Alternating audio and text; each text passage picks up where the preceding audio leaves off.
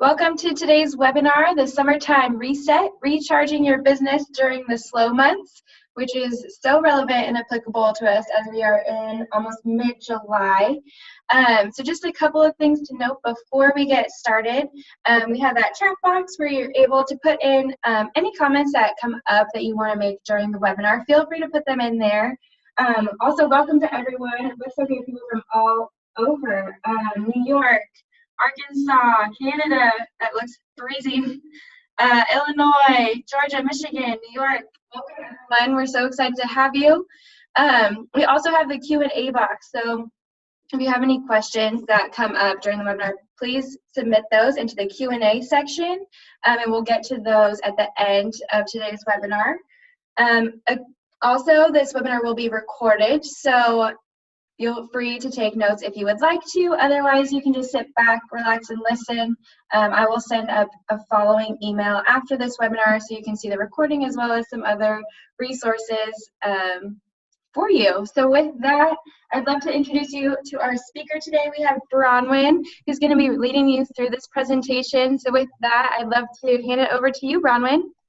All right. Hi, Kathleen, and hello to everyone who is tuning in. This is super, super fun and exciting for me, and I know very, very well what it's like to have some downtime, slower months. I live in Southern California, and I live in the Palm Springs area. So today we could be spiking temperatures of about 115. So that doesn't make people overly excited about being in the area, so sometimes they retreat otherwise. So it's really holding on to your locals and getting involved with your community. And so I'm really excited to help give you some good tips, suggestions, advice, and a few nuggets along the way as well. So we'll go ahead and get started. Again, thank you, MindBody, and Kathleen, and everybody who is on and listening. So I do welcome all of your questions.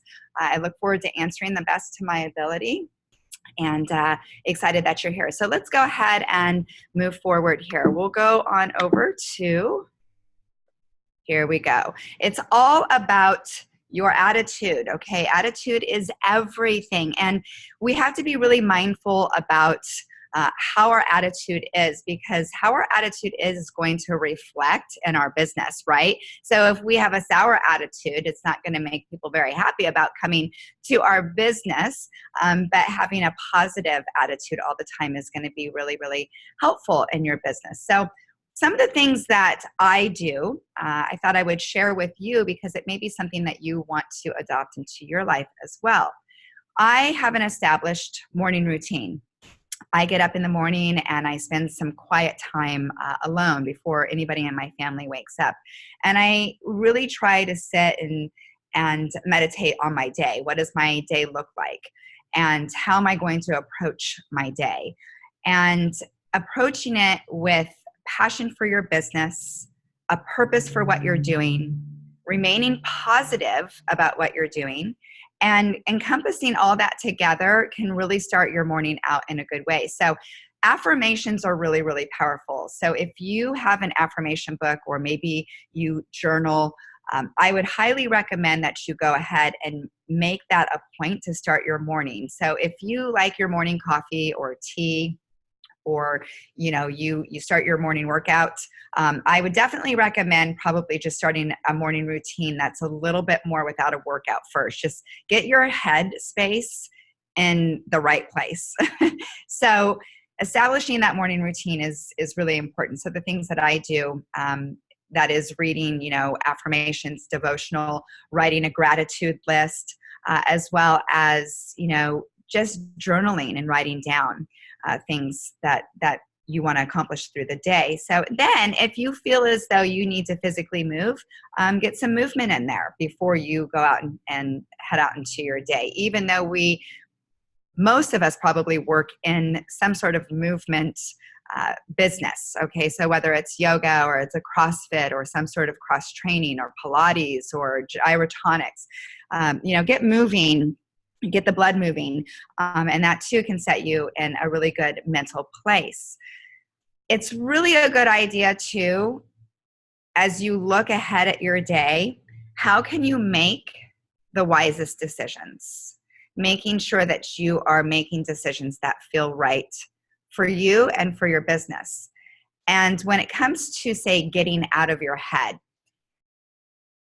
there is no doubt that I've personally experienced this, to where maybe I've doubted myself, or I've doubted my business, or am I doing the right thing?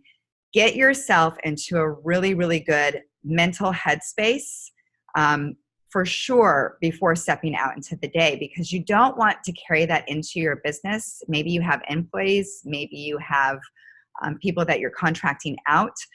And you definitely don't want to display any kind of negativity to your clients, right? Because otherwise they're going to be able to feel and probably not really feel that great about coming to your business, right? So having a really good attitude, getting out of your own head of anything that's negative.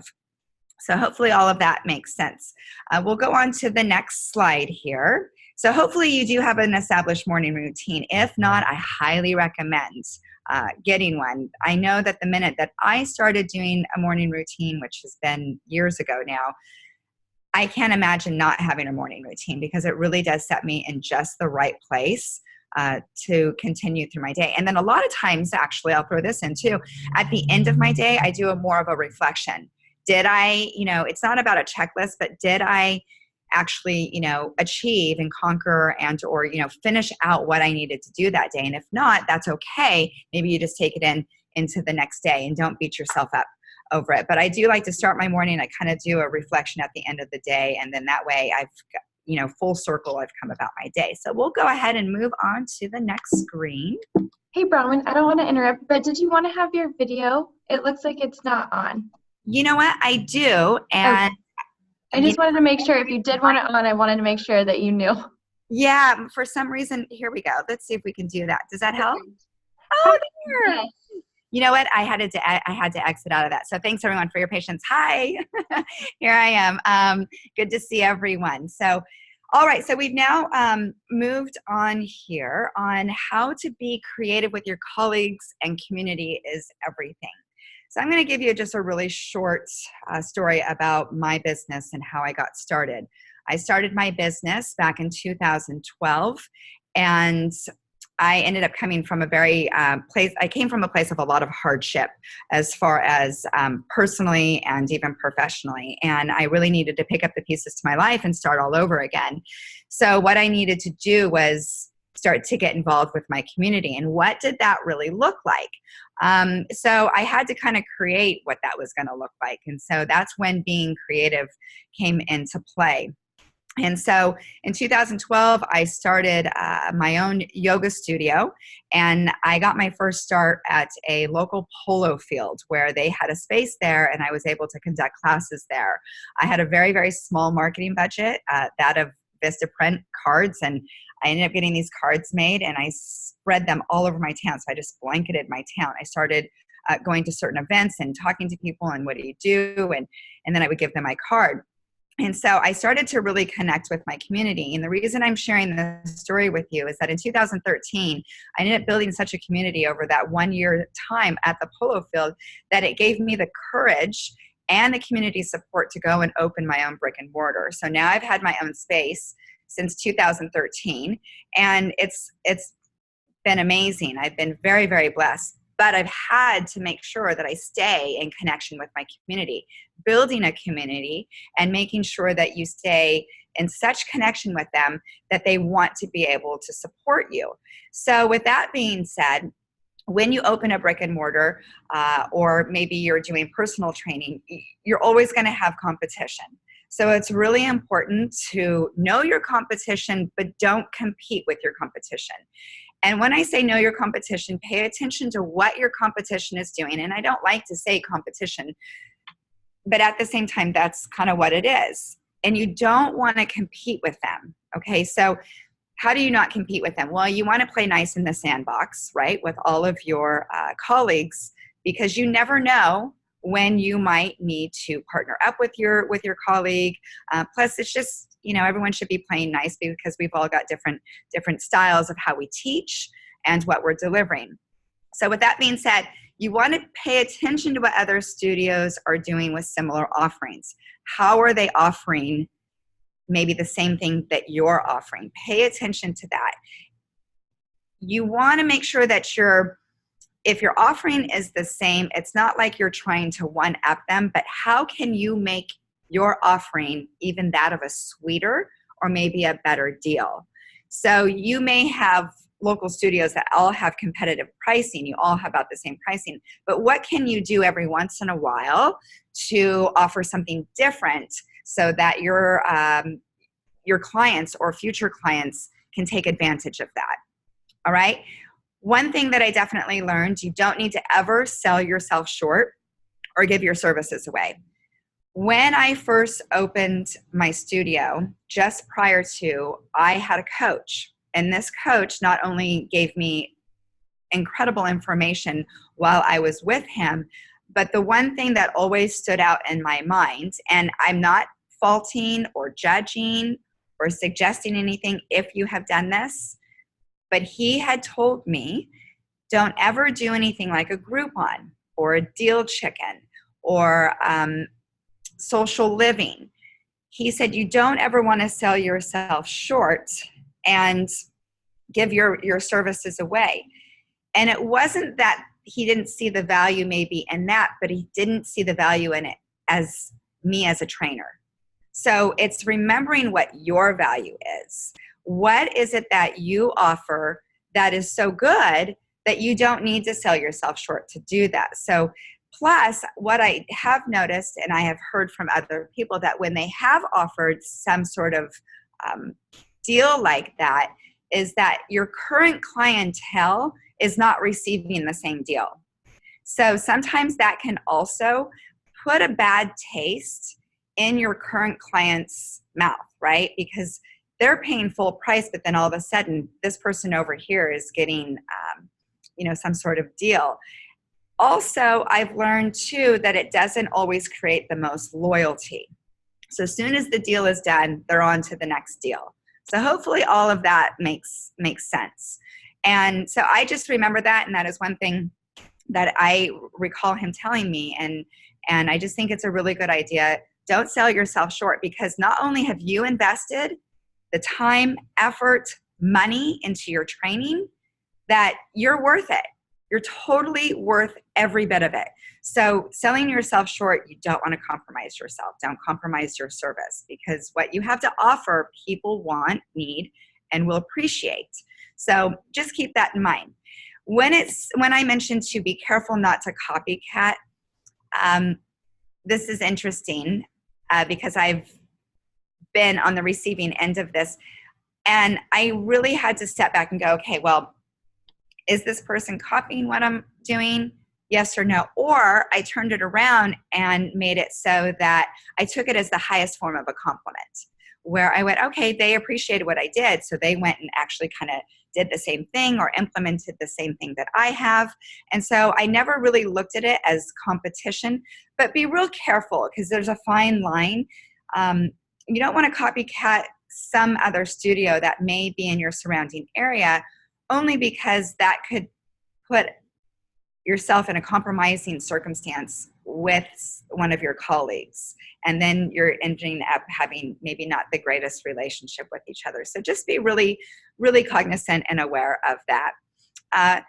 We'll move on down here when we talk about partnering with like-minded yoga or fitness studios. So I'm not quite sure what everybody is, what their disciplines are, but whatever it may be, let's go down to creating and offering diverse modalities. So you want to mix things up a little bit. Sometimes things are going to work and sometimes they're not. And that's part of being in business. It's kind of, trial and error.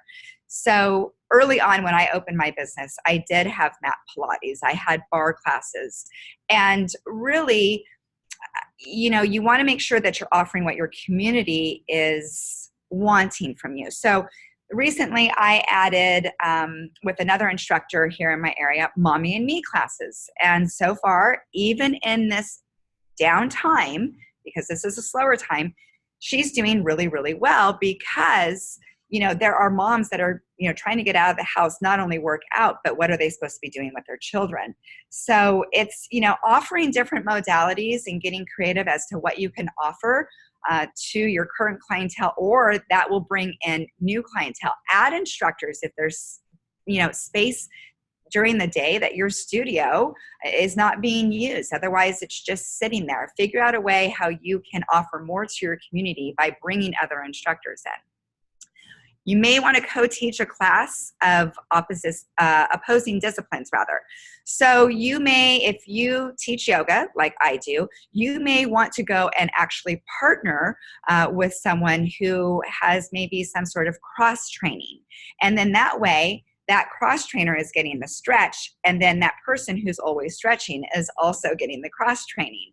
So you definitely want to maybe consider that, especially because it's more advantageous for your client. And then you're working with your community, and you're getting your name and your voice out there, your business out there to other businesses with a different clientele. So hopefully that makes sense. So you share your business cards or special offers with other studios that support you. So I have a very good relationship with someone here who has, say, they have a jiu-jitsu studio. So one day they had a grand opening. They said, hey, would you come in and do a yoga class for us? Sure, no problem.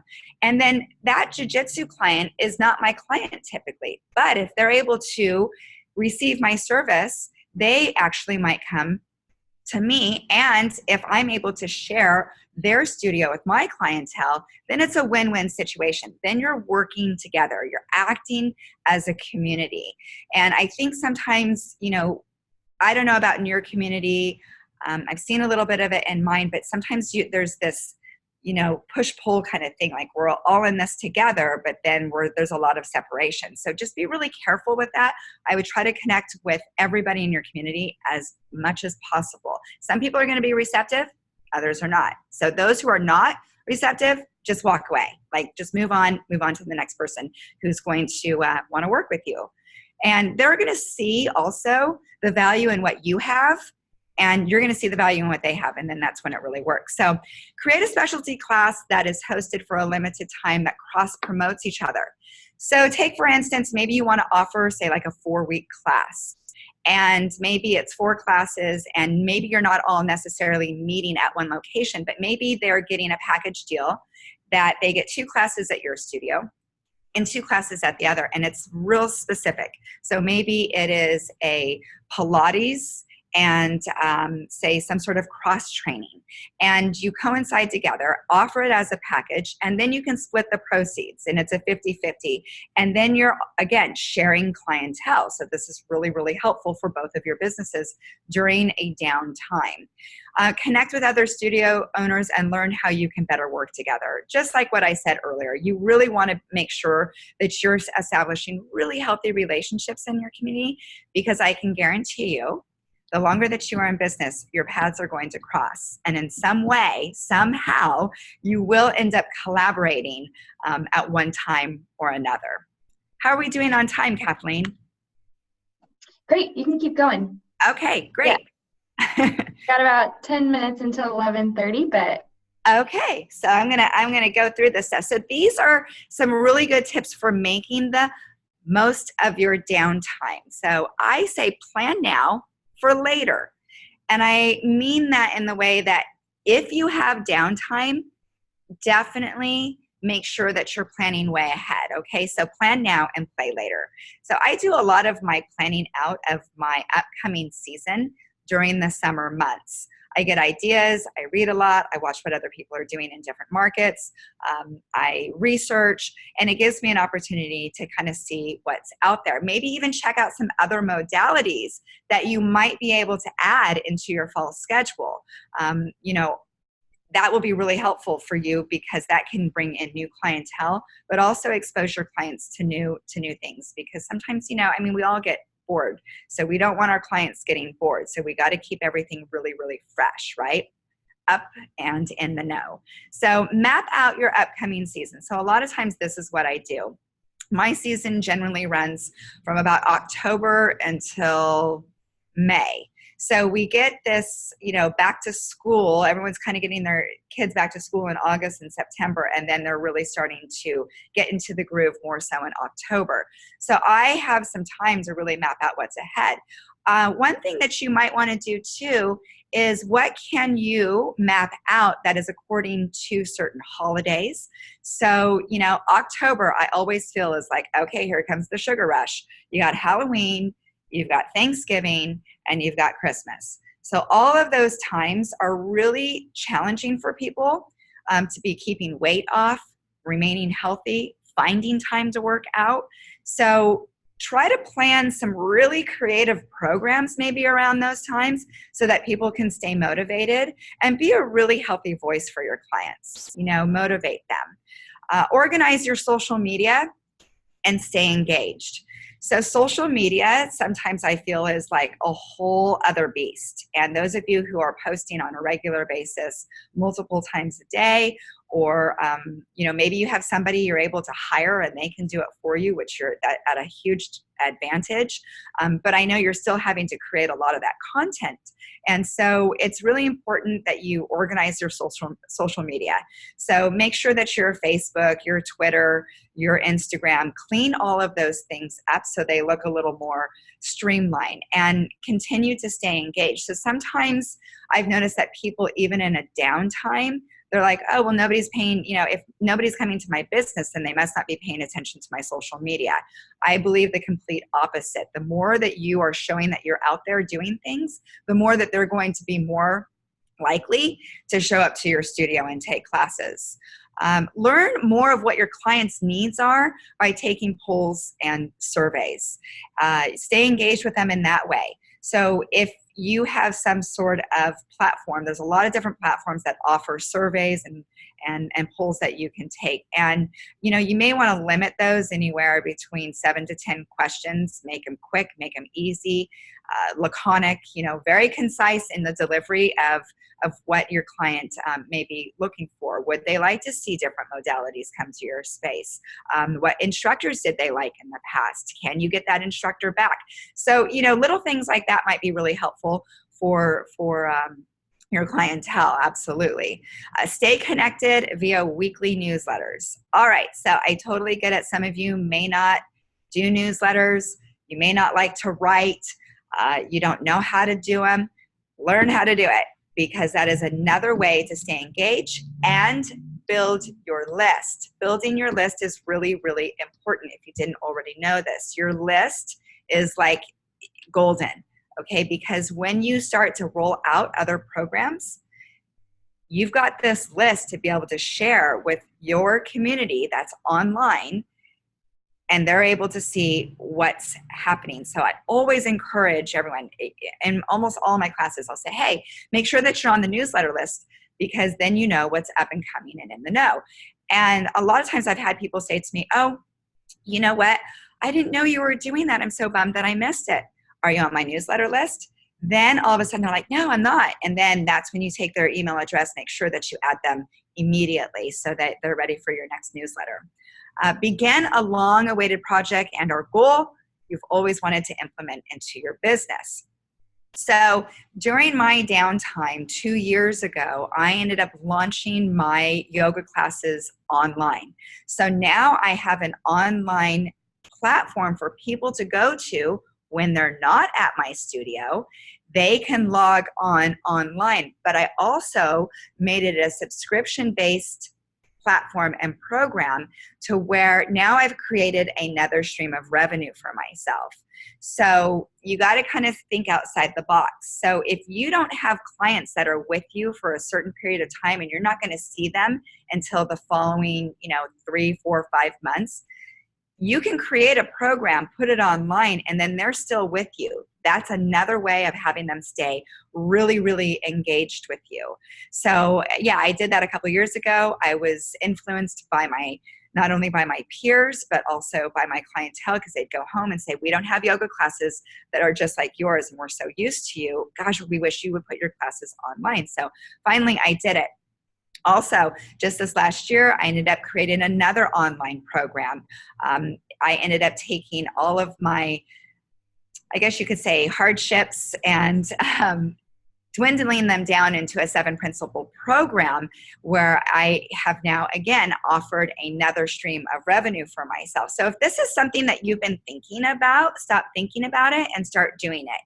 And just start writing it out, getting things organized, and get that launch going, because now you have the time to do it. Don't waste any time. So when I created the 7-principle program, I also ended up taking videos from my yoga platform and then also recording audio meditations for people. And now we've got a whole 7-principle program that can, be done in 7 weeks. And then also the person owns it when they purchase it. So it's a win-win situation. So during my downtime, I ended up attacking projects that I really wanted to do.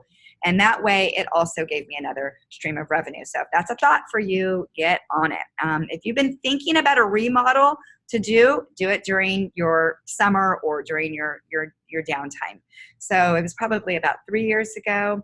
I figured that I needed to coincide my branding a little bit better.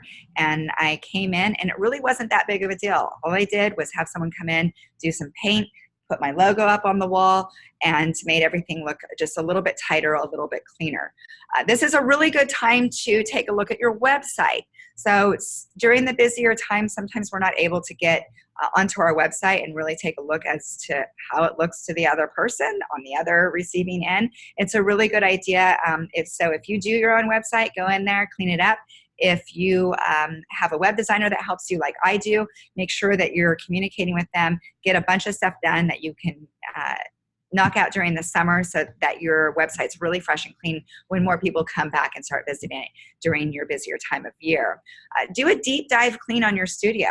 So, it's easy to get a lot of these little dust bunnies all over your studio, and you want to make sure that you're keeping everything really clean. So if you have equipment that needs to be cleaned, or blankets that need to be washed, cushions that need to be, the cover needs to be washed, this is a really, really good time for you also to dive in and clean your studio. I think it's really, really a good idea to make time for your family and your friends, and to make time for yourself. So it's not all about all work. That's why I say plan now, play it later. So if you're able to plan out a lot of this stuff, get that equal balance in your life so that you don't, drain yourself. You don't want to be in a position where you're just tapped out, because then we lose that motivation and that drive, and it's really important to stay on it. So we'll go on to the next screen here. And this is clever ways to find more customers. This is important, and this is a time where you really need to get creative. So it is your time also to shine. So good old word of mouth is the best form of advertising, as we all know. That is exactly how I started my business. I continue to grow my business on word of mouth. So you want to make sure that you are, whatever it is that you're offering it in such a positive way. And sometimes too, I've noticed that we can get a little less passionate about what we're doing because our class sizes are smaller. Show up like you have a full class. Okay, so just because you don't have 30 people in the room and you may have 8 to 10 people in the room, show up as you always do. And you may even sometimes have 1 or 2 people show up. Show up like the room is full. And it's a really good opportunity for you to show that client a little extra tender, loving care, and that you're really there for them. And it allows you to connect with your student and maybe get to know them a little bit more on a personal level, because they want to get to know you too. So that good old word of mouth. So once you do that, they're going to get out in the community and they're going to speak positively about you. And then that's when you keep getting, that return business and or new business. All right, attend local events. Put yourself out in the public. All right, some of you may say, oh, I don't really like to go to these events, or I don't like to talk to people. If you don't like to do it, maybe you've got somebody that is a part of your team that you can send, or maybe you go together because that's teamwork. And then, maybe they're doing more of the talking and you're doing more of the listening. So not everybody has this really big, gregarious personality that wants to go out and be, a part of these public events. Now, one thing that I did know, and it's not here on the slide, I would recommend I'm sure all of you have other interests other than fitness, or if you have a salon or spa. Go to other events that are of your interest. So I really love film and television. So I ended up putting myself in an arena where I'm meeting different people that typically would not be in the fitness world. Now I'm able to connect with these people. Guess what? They work out too, but they may not know about you. So you may want to put yourself in different circumstances of public events where you can get into a place where you're meeting new people, especially if you have children. I have children. I'll end up going to their events. All of a sudden, if you're involved in your children's summer activities like I am, all of a sudden they're saying, oh my gosh, you own that studio. Can you come in and do a yoga session with all of our kids? So last summer, that's what I did. I had 75 kids in the room. It was absolutely fabulous. And surprisingly, they were relatively quiet during our meditation and yoga. So it was really fun. And I even had some kids come up to me afterwards that really enjoyed it. You may want to offer a meetup group at your location. Free of charge, it opens up your location. People can come in, they can see what you're doing. Maybe you want to invite the rest of your team, and the rest of your team also can be there as a meet and greet where people are able to learn what they do and get a feel for their personality and if it's the right space for them. You may want to create a themed party and offer a free class. So not too long ago, I was invited by a friend who said, hey, we're doing this 80s boxing thing. Do you want to come? And it was so fun. We all dressed up 80s styles, the full fluorescent leotards, leg warmers, the whole thing. And we showed up to box. And it was really fun. And then afterwards, we went and had dinner together. So it was a group of other female entrepreneurs. And it doesn't have to be that. But create something for your community and do something really fun like that. You may want to create a kids fitness program.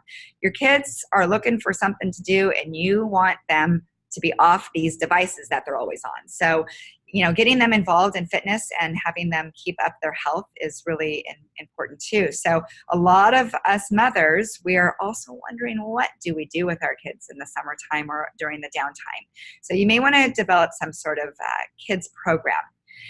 Things that have always helped me are local media, television, radio, and any sort of public local publications. I do have a media background, so this was kind of easy for me. It may not be something that's necessarily in your wheelhouse, and it's something that you need to learn. One thing that you might want to do is contact any kind of local media. So your ABC affiliate, NBC, CBS, Fox, any of those affiliates, reach out to someone and or maybe even go to an event where you know that talent and or management is going to be on site, because that's going to allow you to get connected with that group of people, with that organization that can help you get on local media. You may also want to pull a template, say from the internet, that is a press release. Write your own press release. Send it to the assignment desk at these news locations. That way you're able to tell them what it is that you're doing. However, you need to be able to have an event that they're going to be interested in. Here's a little tip for you. Anything that has to do with charity, they're going to be all over it. Not only are you helping a local charity, but you're also being able to highlight your business. So that should be really helpful in you getting yourself on air, especially if they have a health and wellness segment. TV, I just mentioned. Radio, you may be able to get on somebody's radio show, especially if they, again, anything to do with a local charity, or if you're doing something really spectacular in your community. One thing that you might want to do that's really helpful when you partner up with someone. You may want to do, say, like a run in yoga or something like that. I've done that with a person here in my community, and we've done really well with that. Local publications. Here it comes back to the writing. So as a journalist and broadcast major, writing came easy to me. When I first came out here, I started getting involved with my community within about 6 months. I reached out to a local publication. I said, I really like your publication. I liked your recent article. I'd like to write an article on breathing and the breath. So that really rang really true to my heart, only because I ended up having an upper respiratory disease that I was, able to find in my yoga practice, where the breathing techniques really helped me. So that was a topic that I could write about when I was talking about my yoga. I was talking about my battle with that upper respiratory disease, but it also let people know that, they may have had the same thing, but how yoga really helps. So then not only are you getting out into your community in that way, but guess what? Your local publications are looking for content. So come up with content. And if they don't have a health and wellness, mind, body, spirit, spa section, anything like that, if they don't have it, reach out to them and say, hey, I was thinking you might find this helpful for your publication. Now, you may need to write for free, but it also could be in lieu of advertising in the publication. Now you're getting your word out there and about your studio, and you're able to get it out there and, just on a different way. So typically, if people weren't showing up at your studio. All right, so that just about concludes it here. One last little tidbit that I do want to share, some things that I thought about, is that I did this early on in my business, and it's not because I've become more confident in my business, but it took a long time for me to learn this. So I thought that I would share it with you, and maybe it can help you and save you a lot of time and agony. In the beginning of my business, I felt like I needed to go out there and do everything and be a part of everything. What I learned is that led to a lot of frustration, wasted time and energy when I could have been focusing on other things. So my point with that is I want you to feel really aligned with what you're doing and how you're doing it, and not getting involved with things, people, or activities that you don't feel aligned with. So just be really aware of that. Continue to have faith in yourself, continue to have confidence, make a stand for yourself when you really feel as though, you need to take a stand, but not in a aggressive way, but more of a confident and an assertive kind way. And then, approach everything that you're doing without fear. That's when you're going to drive your business ahead, is when you are, you're doing things fearlessly. So we're all scared in what we're doing. There's still times that I get scared in what I'm doing, but, I just keep pressing forward, and, we're all in this together. And, again, community is everything. So just make sure that you're getting involved with your community. And so are there any questions? I might need your help with this, Kathleen, because I'm not able to pull up the question box. It looks like we did have a question from a little while ago about newsletters. So someone is asking about what days you normally schedule out your weekly newsletters. Okay, that's a good question. You might be able to also, I feel like sometimes this is ever changing. The days and times that I send out my newsletters, I send it out on Tuesday and Thursdays, and I send them out at 11 a.m. So whatever 11 a.m., you may be on the East Coast, but that seems to be, for some reason, a time that people are, maybe they're going into their lunch break and they're checking their personal mail, or, or they're just they've done a bunch of stuff in the morning and now they're hopping on their email. Those have been the times where I've received the most engagement and my open rate is very good. So it seems to be working, but I would suggest that, because technology and all these things are always changing, Google, what days and times are the best? When can I receive the most, the greatest open rate? Any other questions? Thanks, Bronwyn. That was a good tip. It looks like we don't have any questions yet in the Q&A box. So if anyone has any questions, feel free to submit them in there right now as we're wrapping up. All right. It looks like you offer 7 programs. You mentioned 7 programs, and they want to know if they're able to find those online. Yes. So right here, this last slide is my contact information. So it allows you to look at my website. I have a wonderful web designer. You may get some tips from that as well. You may also take a look at Better For It Now. That is my 7 principle program. You can just go to that website and take a peek at that. That will let you know, how to access that program. And you can always, you can personally email me from any of my websites, and I'm more than happy to talk to anybody, even outside this webinar. I love sharing all of this. I wish I would have had someone that shared all this with me. But that's part of the journey, is you go out there and you learn. But I'm so passionate about helping other people with their businesses. I love it. What are just a few things that you typically put in your newsletter? Well, I have 2 newsletters, and one of them is geared definitely towards the students that come to my studio. And then I have another newsletter that is not only geared for my students that come to the studio, but also my online users. So those who are on my yoga platform and those who are on Better For It Now. So the things that I usually put, I stay, if you blog, I blogged for 7 years. So if you like to write, get blogging and use your blogs.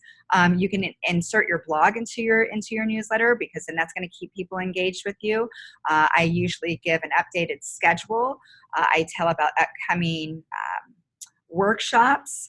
I let people know about certain things even that I'm personally doing, so that they feel an actual connection with me. So I was in Whistler, Canada, a couple of maybe 2-3 weeks ago now, and I was there on helping to co-lead a retreat. And so I let everybody know that I was going and doing that. But then when I came back, I showed pictures, let everybody know what a great time that we had.